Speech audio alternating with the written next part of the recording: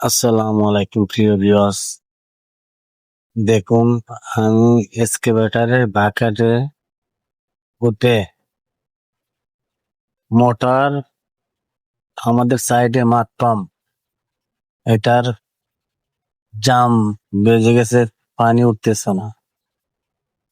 এই জন্যে আমি বাকেটে উঠে মোটরের জামটা চুটিয়ে দিতে নিচে নেমেছি। হঠাৎ করে দেখি আমাদের বেসির ভিতরে যারা কাজ করছে তারা রডগুলো কুলে উঠিয়ে নিচ্ছে।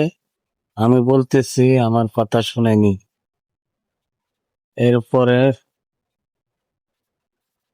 আমি ওদের সাথে গরম হয়ে গেলাম, পরে দিয়ে রেখে চলে গেল। ভিডিওটা দেওয়ার কারণ হলো,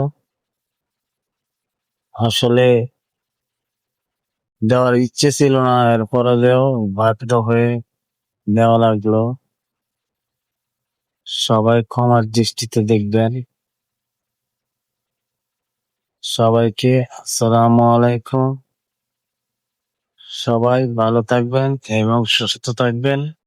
আমার জন্য দোয়া করবেন, আমি যেন আরো নতুন নতুন ভিডিও আপনাদেরকে উপহার দিতে পারি।